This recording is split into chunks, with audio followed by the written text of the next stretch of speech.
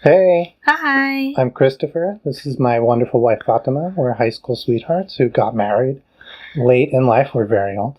And, we do videos about this kind of stuff, about our experiences. And it's Happy Wedding Month. Yeah. And since it's June, it's wedding month, so we're talking about our wedding. It's also our 7-year anniversary. And we're looking back at a lot of stuff that we just haven't looked back on since we've been married. So it's been really fun. You can check out some of our earlier videos about that. Today, we're talking about our wedding vows. We just read them yesterday. We read through them. We talked about them.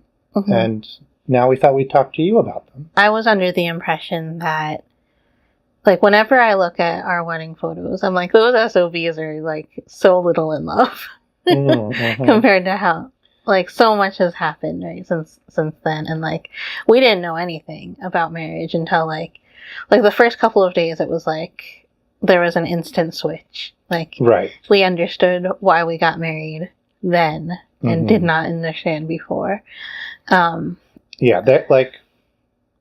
didn't think there was going to be any difference. We had been living together for a long time. We had been best friends for even longer than that. And I was like, this is going to be great for legal reasons, for other things, for other people. They're going to see us differently, but it's not going to change our relationship just to be married. But I think it did. I think we were getting married because we wanted to. Right. And it didn't seem very important. We might not have children. There's some things that being married is less important to us for. Right. And we already lived together. Our families already knew each other. Right. And we grew up in the same town, so we had a lot of things already. And so we got married because we wanted to, and because it more that it felt fun. Yeah, it felt good for us. And good, yeah. And then all of a sudden we were like, oh, this is I do feel for real different now about this. And I talked to a lot of my family members who are young, my cousins and stuff, and they said the same thing. They didn't, a lot of them had been in very similar situations. People they knew, especially one of them I'm thinking of, she had said she had known her husband for a very long time. They grew up mostly in the same town. They had dated and then gotten back together later in life, and then, their families knew each other. And then when they got married, she was like, yeah, all of a sudden, it was like, oh, I'm married, and it's a thing. Yeah, I think there was a good amount of people who said the opposite. They were like, well, it's just going to be in the books. You'll be able to see each other, you'll be able to go into the room with each other if you're having an operation or something. Not an operation. Emergency room, stuff like that. And that is very important. You'll be able to you're the default person to make important decisions. Wills and stuff, all those things. So legally, there's lots of good reasons to get married if you're as connected as we are. Yeah, but they're like, well, when I got married, it was the same we already lived together, and it was nothing changed. But so much changed, internally. Mm-hmm. Which I was not expecting at all. This was totally from the blue. As an individual. Yeah. Almost less to do with you than you would think. Oh, yeah. Almost nothing to do with you. Very strangely, it was all about my perception of myself. As a person, I was a different person. Yeah. And then that has continued to get more and more. How people say I fall more and more in love with you every day. I become more and more of a wife every day. And it feels stronger, and so much of the first 5 years was about figuring it out, and now it's just stronger and reinforcing it as much as possible. Yeah, so you said when you looked back at the photos and you thought about the wedding day and the person you were back then and who wrote the vows and read the vows, you were like, I was a child. I didn't know how much I loved and how important being married would be to me. Right. So I must have written childish vows that didn't capture the importance. How could that person have possibly have known what to promise you? Yeah, but you were surprised when you read your vow. Yeah, 100%. I was like, it's going to be really silly. And then for this video, I had planned to make this video thinking like, oh, we're going to have to reread our vows. Mm-hmm. Oh, this is also, I did not know that. This is also something that I was thinking. I had a dream. I was in the audience, but I was watching us renew our vows. Okay. And I was like in the audience listening to other people, and they're like, why did they decide to do it now 7 years instead of in 3 years for the 10-year, which is traditional. Like, right. I remember thinking that it was about the apoptosis and the programmed cell death and the how your cells regenerate, and they say that all of your cells regenerated after 7 years, right? Yeah. They all regenerate at different times and different speeds and stuff. Mm-hmm. But by 7 years, there won't be a single cell today that was in my body, that was alive in my body when I got married 7 years and a week ago. Right. Mm-hmm. Yeah, so my thought was like, oh, okay, who will this new set of cells? That's like, a good... What do they want to vow different? Yeah, that's a good... that's good. I like that. The metaphor / Yeah. So I was like, that's really cool. And I thought, like, maybe we could do something like that and, like, write different vows. But then, like, we read ours to each other. So my experience was I thought for sure I would appreciate... I don't think I feel differently about the love part, about what to promise. I think I probably nailed that. So I was writing my vows and rewriting my vows, like, right up to the last minute. Not technically, but, like, up to the last 5 or 10 minutes. And it was so important to me, and I was so panicked about getting it right that I don't think, no matter how long I spent on it, no matter how early I was done, I don't think the memory now could ever be anything but that I didn't do a good job. Or I didn't do a good enough job. Yeah. Which, full disclosure, is how I used to feel about absolutely everything. Yeah.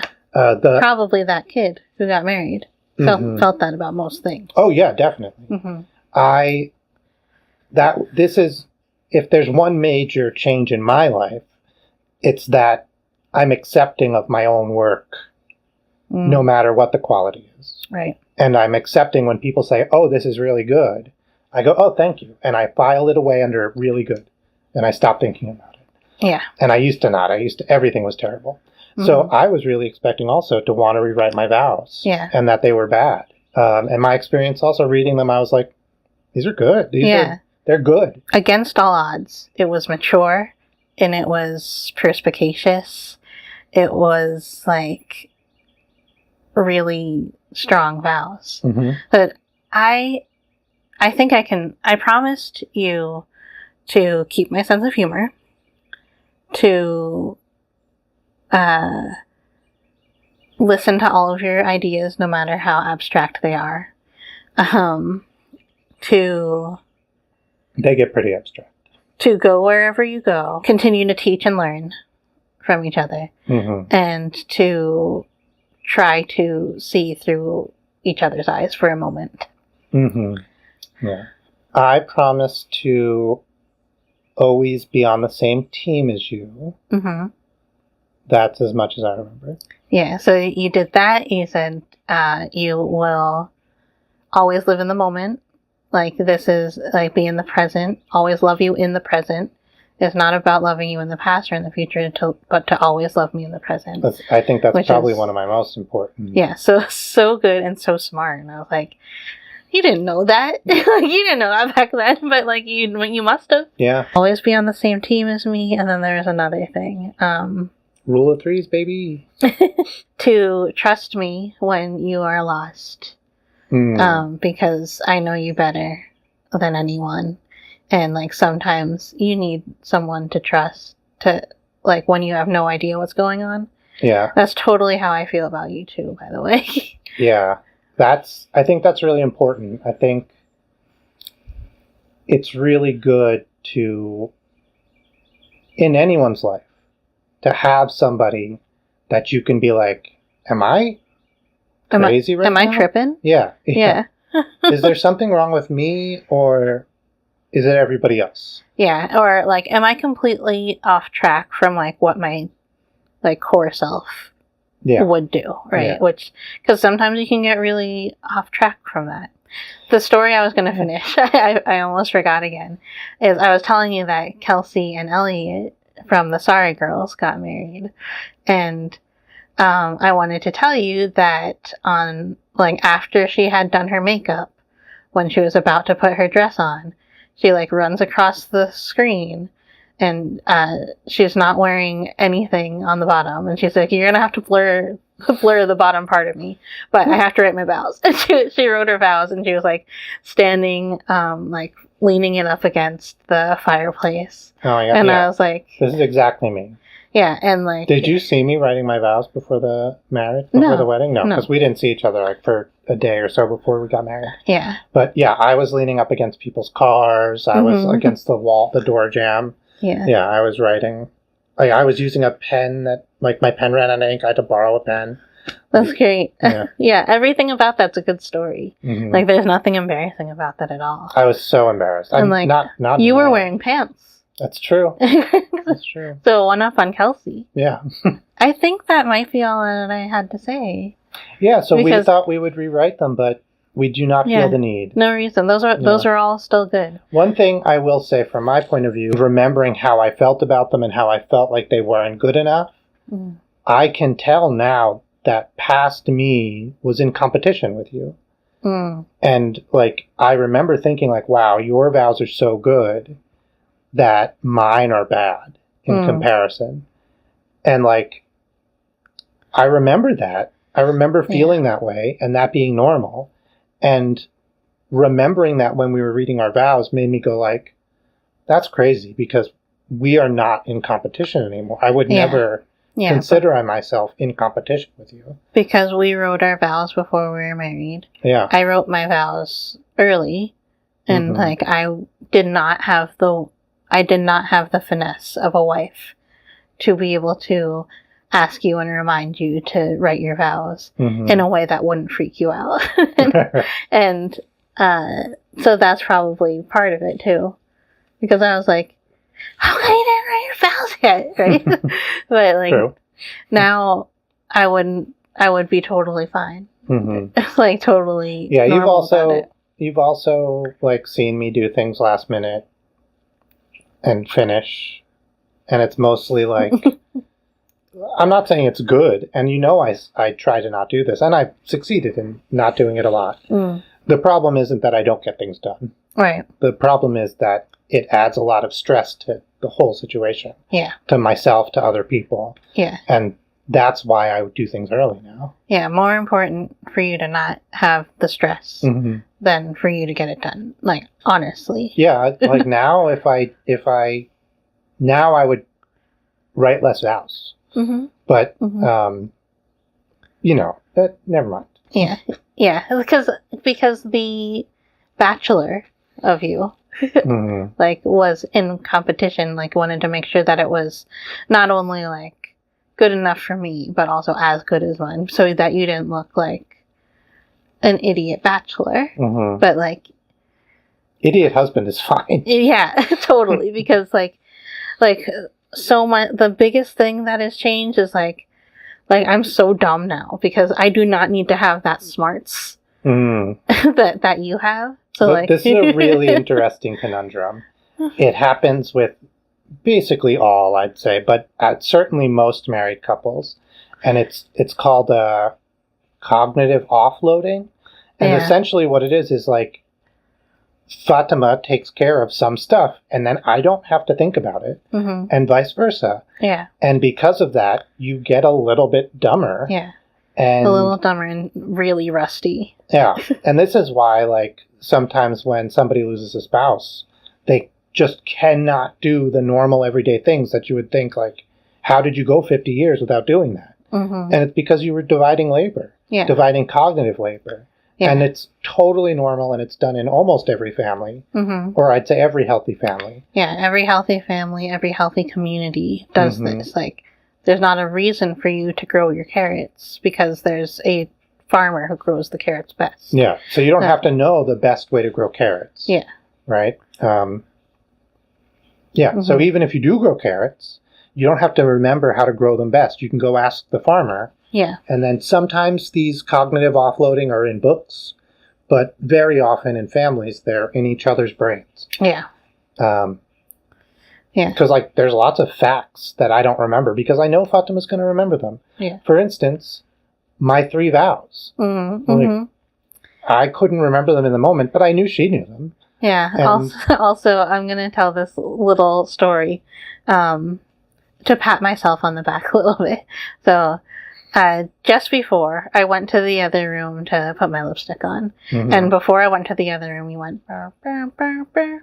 And then, and then he came into the room and he was like, God, there's a song in my head. And I was like, girl, inform me. And he was like, yes, that's it. Because like, he hummed that tune and I knew exactly what he was going to be asking me if he needed to. And, I knew you were going to, I hummed the song. It got stuck in my head. And I was like, I'm not going to spend too much time trying to figure this out right now. I'm going to finish doing the stuff I'm doing in the moment, because next time I talk to Fatima, I'm going to ask her. Yeah. And probably she's going to know. Yeah, you didn't even have to hum it because I heard you hum it before. There's another thing that you like spent so much time on. Oh yeah, it was the Stars and Stripes Forever. Yes, yeah. I knew you were talking about that. Yeah. I was editing it into video. Sure. And I wanted to put in the Stars and Stripes Forever. And I knew that if I could ask Fatima, what is this song? Which was, I was going to ask, you know, in cartoons, when they want to, like, sarcastically say you're doing a great job, and, like, Bugs Bunny strikes up the band, what song do they play in that moment? Yeah, but I was asleep. But yeah, it was like well 2 in the morning, so I couldn't ask her. So I found something else. Yeah. Which I was totally pleased with. After much research and... You know how hard it was to look that up? You know, part of the problem was somebody did say Stars and Stripes Forever, and I listened to the first 30 seconds. I was like, it's not this. Yeah, so because I thought they would have started from the beginning, like a dope. Yeah. But no, the part where you strike up the band is in the middle somewhere. Yeah. So, like, you came upstairs, and I was like, I stirred. And you were like, what's that song? And I was like, Stars and Stripes Forever. And I was like, no. Sousa. But then it was. And I was like, just listen to it. And then he was like, still researching. And I was like, please just listen to it. Yeah, researching in bed is my biggest addiction. Hobby. What? That's a good place to end this video. Thanks for watching. Thanks so much for watching. Leave us a comment if you agree with us, if you disagree with us, if you have any thoughts on marriage and vows, and like and subscribe. We can take photos if you can do capture. I already hit record.